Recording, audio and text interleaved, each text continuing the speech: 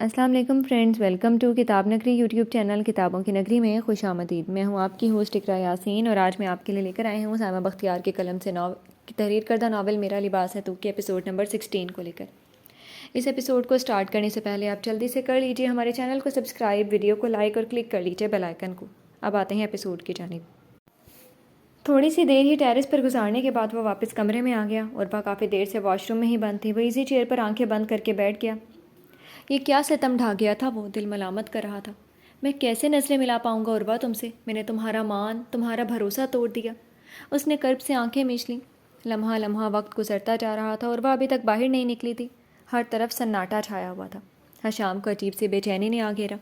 دل کے ہاتھوں مجبور ہو کر وہ دروازے پر دستک دے بیٹھا۔ کوئی آواز، کوئی جواب نہیں آیا تھا۔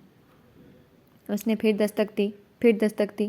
دھیرے سے پکارا، عروہ، عروہ دروازہ کھولو پلیز۔ دستک پر دستک دیتا وہ عروہ کو پکار رہا تھا۔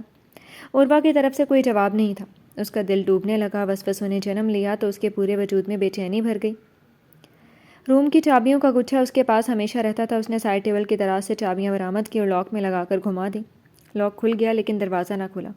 اس نے ہلکا سا دھکا مارا، دروازہ ذرا سا کھلا تھا۔ وہ اتنی ہی جگہ سے اندر داخل ہو گیا تھا۔ عروہ دروازے کے ساتھ ترچھی پڑی تھی۔ شاید دروازہ کھلنے سے وہ لڑک کر گری تھی۔ خون کی ایک پتلی لکیر اس کی کلائی سے بہتی ہوئی دور تک جا رہی تھی۔ پاس ہی ایک بلیڈ پڑا تھا۔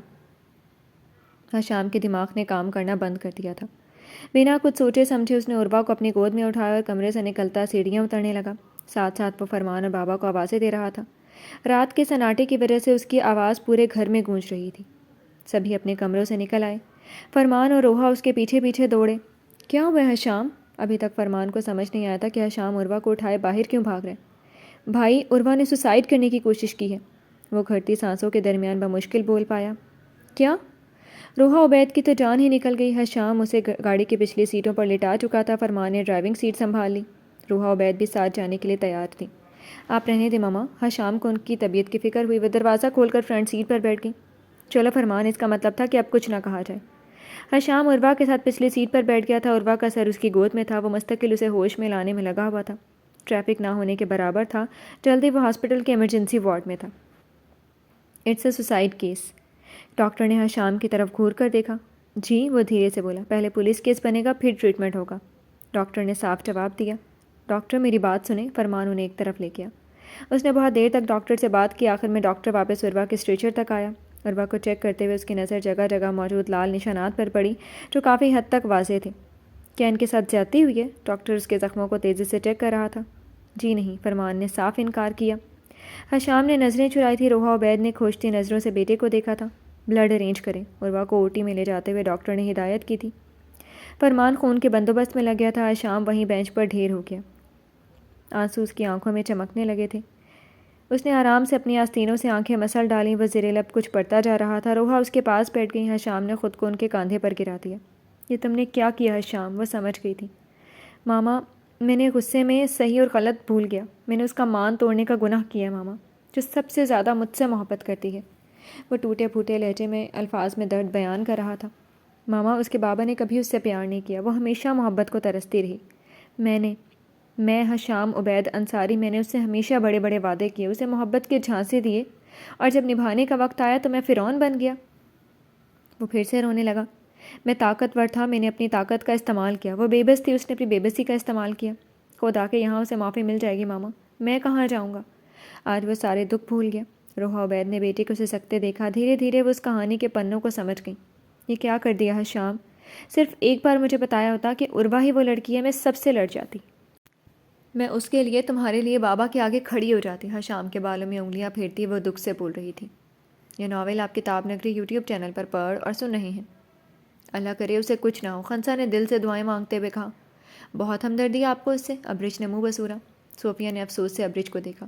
وہ بھی انسان ہے ابرج، تکلیف میں ہے۔ اس نے خودکشی کی ہے، یہ کوئی معمولی بات نہیں ہے۔ جب انسان کے سامنے کوئی راستہ نہیں ہوتا تبھی وہ اس آخری راستے کو چنتا ہے۔ صوفیہ کے لہجے میں دکھ بول رہے تھے۔ شاید اس سب کی وجہ ہم ہیں، اگر اسے کچھ ہوا تو میں خود کو کبھی معاف نہیں کر پاؤں گی۔ آپ ایسا کیوں سوچ رہی ہیں بھابھی؟ آپ کا کیا قصور؟ خنسا نے اسے ٹوکا۔ قصور ہم سب کا ہے خنسا۔ اس کمزور سی لڑکی نے اپنے بھائی کی زندگی بچانے کے لیے خود کی زندگی داؤ پر لگا دی، اور ہم نے ایک مرے ہوئے شخص کے لیے جیتے جاگتے وجود کو مار دیا۔ وہ غلط ہو کر بھی مظلوم ہے اور ہم صحیح ہو کر بھی ظالم۔ بھابھی اب زیادہ ہی سوچ رہی ہیں، ابریش نے تلخی سے کہا۔ جب سے عروا کو حشام کی باہوں میں دیکھا تھا، ایک عجیب سی جلن نے اسے گھیر لیا تھا۔ کاش مجھے پہلے اس فیصلے کا علم ہو جاتا تو میں حشام کو روک لیتی۔ حاتم اور میرا ساتھ یہیں تک تھا، لیکن حشام کی محبت کے ادھورے پن کی وجہ ہم ہیں، ہم سب۔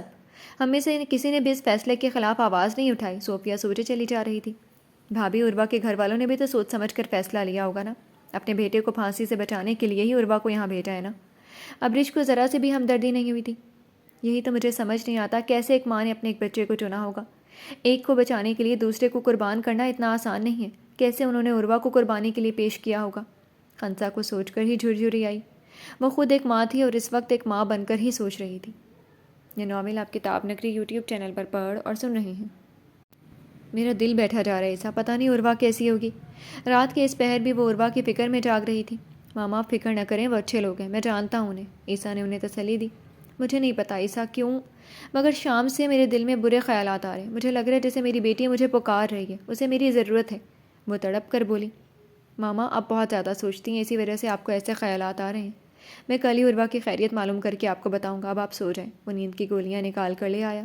یہ کھائیں اور آرام کریں اب آپ۔ وہ پانی کا گلاس انہیں پکڑا کر ٹیبلٹ زبردستی ان کے منہ میں ڈالتا مسکرانے لگا۔